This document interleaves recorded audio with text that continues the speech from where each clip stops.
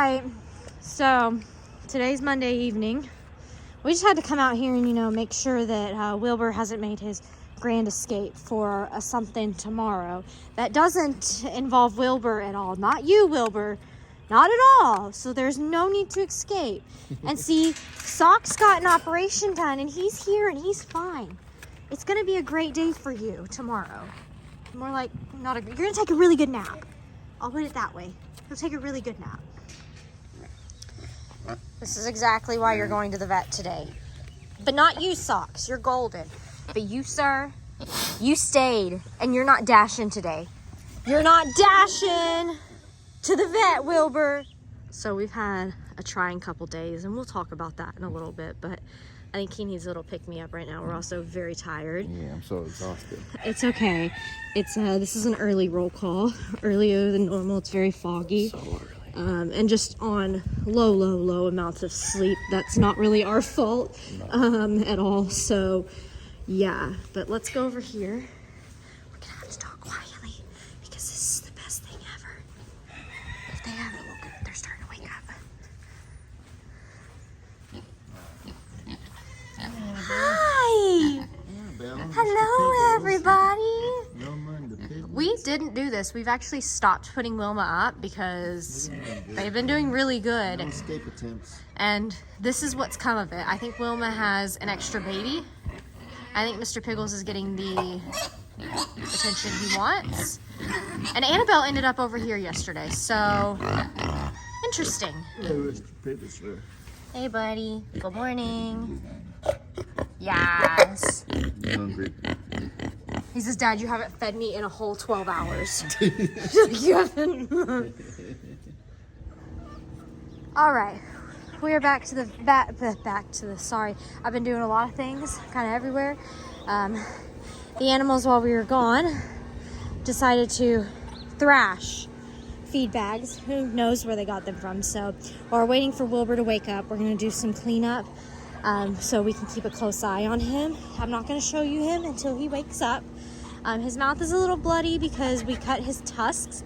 The vet we went to, we didn't use Big Thicket for the pigs. Nothing wrong with that. That's just to further our outreach. And they did a good job with Socks. So we're like, we'll just take them to do Wilbur. And they did a great job. Very thorough, very good. But he really recommends cutting the tusks, which we agree, but he actually cuts them and shaves them down, really. And so he has a little bit of blood from that. He's okay. So when I do show you him, if his mouth's a little bloody, he's okay, y'all. The vet's not concerned. It went really well. I think he did, in the middle of it, his breathing slowed down a little bit, which was a little bit scary, but he's okay.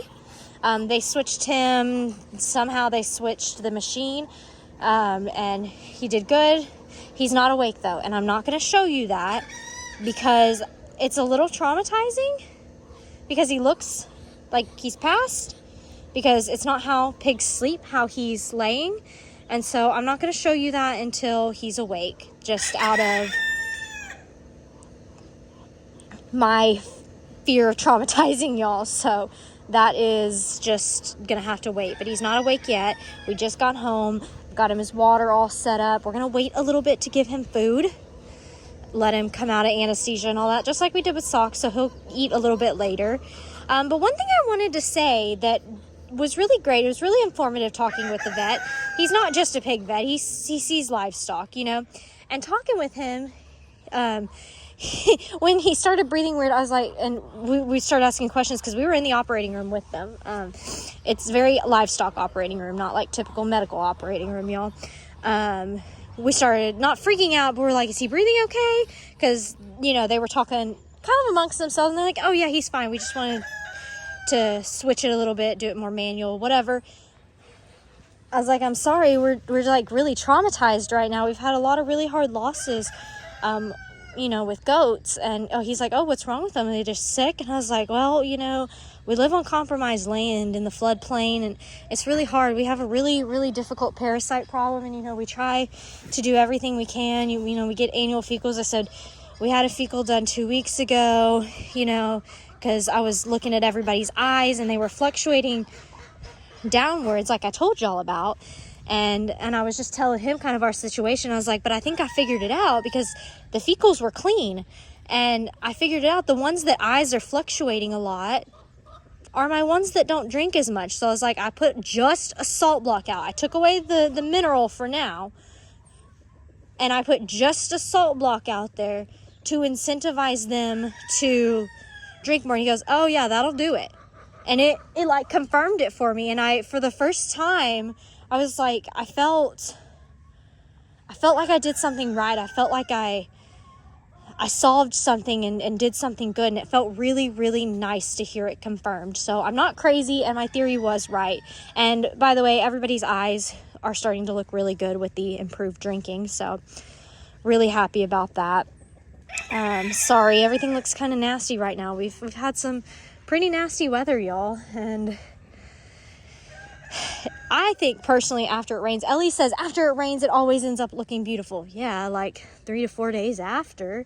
But like the day after it rains, it just looks mushy like this. It looks soupy like this. It's just kind of gross. Mama's following him around. She would like to eat. Says, Dad, you haven't fed me in like 14 hours. 14 hours, Phoebe. It actually has been about that long because I fed them last night. We give them an inch, they take a mile. They get it. I was talking about Wilma, but yeah, her too. Everybody, they get greedy, they get ungrateful. You feed them a lot, they need more. I was telling them about how the vet kind of confirmed my hydration theory. Yeah. It was really nice to kind of hear that. We didn't talk about it like a lot with him, but he's like, "Yep, that'll do it," you know. Yeah, we kind of knew it anyways. But it was nice. It's always nice to hear validation. Yeah. You know, of what, and he even said, y'all, and I'm gonna quote you, or I'm gonna quote him. He said, because I was joking around, I was like, I thought goats, you know, were really low maintenance animals. I thought they were easy and low maintenance, and he laughed. He literally laughed. Did he not? Yeah, he laughed, and he goes, nah, goats just like to go. It seems like they come down here to find a place to fall over and pass. And I was like, oh my gosh, like blunt, yes, but He said it more bluntly than yeah, it was a lot. It was a lot more blunt than that's what he said. Yeah. You know, he's your typical farm vet, so I wasn't surprised at all. But hearing that too, you know, makes you realize that, like, man, some animals just are hard, and goats are it. But I'm gonna go check on Wilbur, and I'll be back in a few. Come on. So Wilbur's starting to wake up. Like I said, don't mind the blood. I'm not gonna get too in his face. He's, you know, starting to wake up. He's not gotten up yet, but I've came and I've comforted him, and he's doing good. He's breathing well. He's probably gonna start trying to get up, and so I'll let him figure that out. After anesthesia, animals will typically shake. People do too, but in my experience with cats and all that with anesthesia, Sock shook. But he's not cold. He's got some hay in here. I have that light up there if I decide to turn it on at night if I notice he needs it. You have your first visitor, Wilbur. Oh, Lord. It's always that one.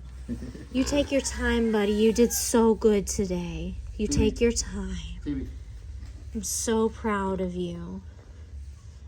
I'm so sorry I took your manhood, but hopefully that'll keep you in here as well.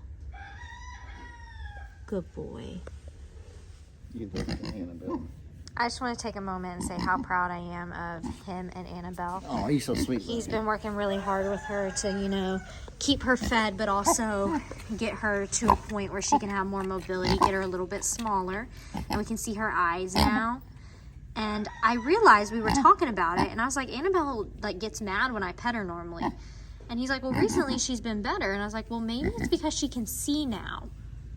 And it's not a surprise that somebody's coming at her. Because she's very calm. And I know she likes you because you're the bringer of food, obviously.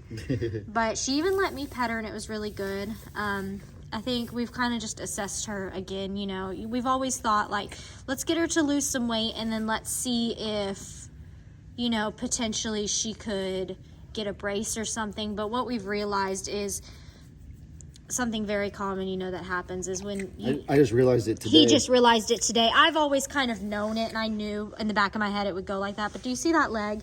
That leg comes out to the side. She's not in any pain, obviously. If she was in pain, she would let us know.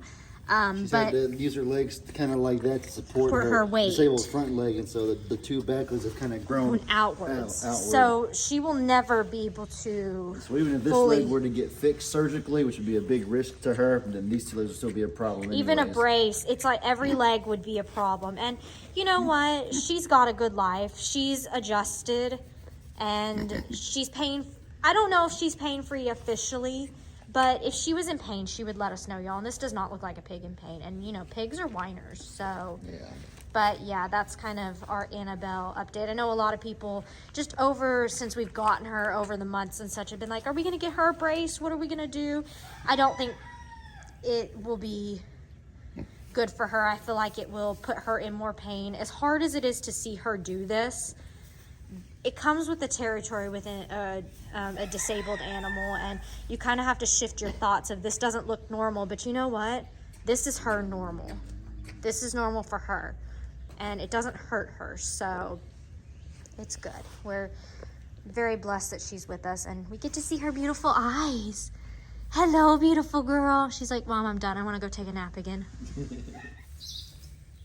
starting to move around more. Very groggy, but my mom heart feels a little bit better now that he's starting to wake up.